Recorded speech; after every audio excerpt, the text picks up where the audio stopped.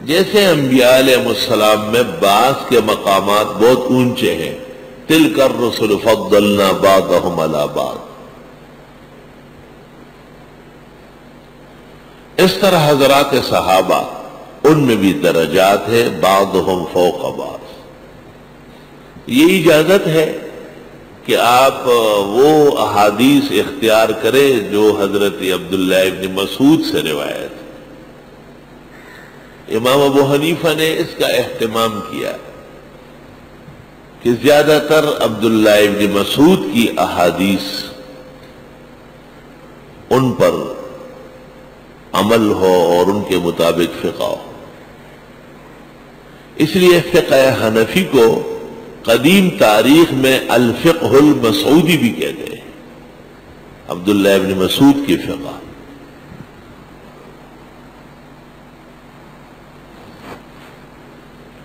اور امام مالک نے عبداللہ ابن عمر کی روایات پر اپنی فقہ کی بنیاد رکھی بیشتر، ویسے وہ عمل مدینہ کو حجت مانتے ہیں۔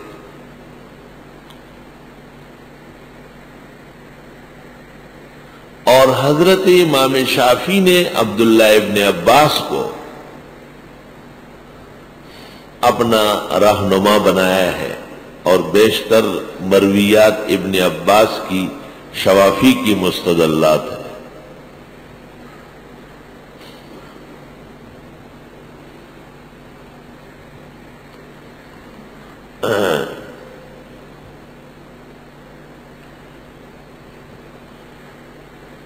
امام احمد ابن حنبل رحمت اللہ علیہ کی فقہ تقریباً عبداللہ ابن زبیر سے ماخوذ ہے،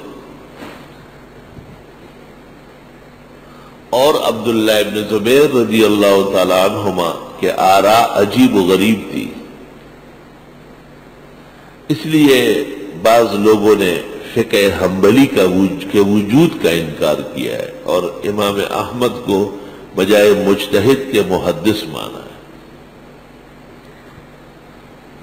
اور عجیب بات ہے کہ چاروں فقہ کا تعلق عبادلہ سے ہے، عبداللہ ابن مسعود، عبداللہ ابن عمر، عبداللہ ابن عباس، عبداللہ ابن زبیر۔ یہ مطلب نہیں کہ اور روایتیں نہیں مانتے، زیادہ تر ان کو اور ان کے شاگردوں کو دیکھتے ہیں، ان کو اس میں آسانی زیادہ رہی۔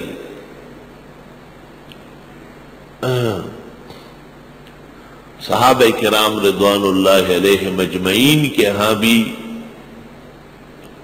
صلاحیتوں کا معیار وہ قرآن مجید تھا۔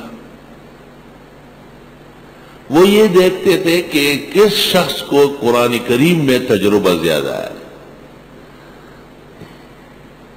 اس کو اپنا مقتدا مانتے تھے۔ بخاری شریف میں ہے کہ حضرت عمر رضی اللہ تعالیٰ عنہ عبداللہ ابن عباس کو بہت قریب رکھتے تھے۔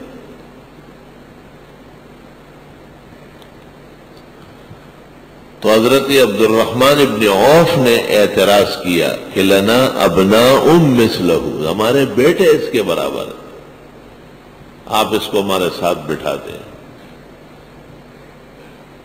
حضرت عمر نے کہا ٹھیک ہے، میں دکھا دوں گا آپ کہ یہ آپ کے بیٹے کے برابر ہے مگر قرآن کا ماہر ہے۔ ایک دن سب صحابہ جمع تھے اور حضرت عمر نے پوچھا کہ سورۃ نصر میں خاص چیز کیا بیان ہوئی، خاص چیز۔ کسی نے کہا نصرت کا اعلان ہے، فتح کا اعلان ہے، کسی نے کیا کہا، اکثر نے کہا اللہ جانتے ہیں۔ حضرت عمر نے عبداللہ ابن عباس سے پوچھا آپ کیا کہتے ہیں؟ انہوں نے کہا ففیہ نعی رسول اللہ صلی اللہ علیہ وسلم، اس میں حضرت کی موت کی خبر ہے۔ حضرت عمر نے کہا آرام آتا رہا، میں بھی یہی کہتا ہوں۔ اور سب صحابہ مان گئے کہ خاص چیز جو سورۃ نصر میں ہے وسبح بحمد ربک واستغفر کہ تسبیح تحمید و استغفار فرمائے انہ کان توابا، سفر قریب ہے۔ اس سے یہ پتہ بھی چل گیا کہ تفسیر کا ایک علم وہ ہے جو اشارات سے اخذ کیا جاتا ہے، اور وہ خاص اللہ کے اعطا سے، اللہ تعالیٰ کی مہربانی سے نصیب ہوتا ہے۔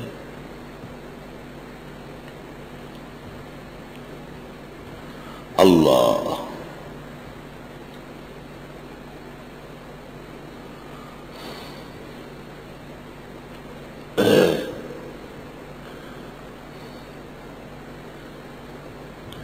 امام ابو حنیفہ رحمۃ اللہ علیہ مدینہ منورہ آئے، کئی امام مالک سے ملاقات ہوئی، اس سے پہلے جان پہچان نہیں تھی، ایک دوسرے کے متعلق باتیں سنی ہوگی۔ تو امام مالک نے امام ابو حنیفہ سے پوچھا کہ میں نے نا کہاں سے، اور نے کہا من الکوفہ، اور نے کہا الکوفی لا یوفی، کوفی بڑے غدار ہے، علی کو بھی قتل کیا، حسین کو بھی، کسی کو چھوڑتے نہیں۔ تو حضرت امام ابو حنیفہ نے پڑھا کہ وَمِنَ الْأَعْرَابِ مُنَافِقُونَ وَمِنْ أَهْلِ الْمَدِينَةِ مَرَدُوا عَلَى النِّفَاقِ۔ مقصد یہ نہیں تھا کہ آپ معاذ اللہ منافق ہیں، مطلب یہ تھا کہ ہر جگہ اچھے برے لوگ ہوتے ہیں، یہ مطلب ہے۔ وَمِنَ الْأَعْرَابِ مُنَافِقُونَ وَمِنْ أَهْلِ الْمَدِينَةِ مَرَدُوا عَلَى النِّفَاقِ۔ اعراب میں بھی اور مدینے میں بھی کچھ ایسے لوگ ہیں جو منافقت پہ ڈٹے ہوئے ہیں۔ تو کیا اس وجہ سے پورے مدینے کو خراب کہا جائے گا؟ اگر کچھ لوگوں نے غداری کی اور حضرت علی اور حضرت حسین کو نہتہ کیا اور ان کی مدد نہیں کی، تو کیا سب لوگ ایسے ہو گئے کوفہ میں؟ یہ علمی اشارات ہیں۔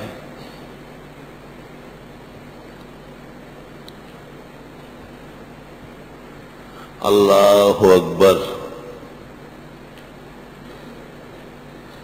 جناب رسول اللہ صلی اللہ علیہ وسلم نے بھی صحابہ کو جو دعائیں دی ہے، ان میں خاص دعا ایمان کے بعد وہ فقہ اور قرآن دانی کی دی ہے۔ اللہم فقہہ فی الدین وعلمہ الکتاب، اور بعض روایات میں ہے وعلمہ التاویل، تفسیر کا ایک عنوان تاویل بھی ہے۔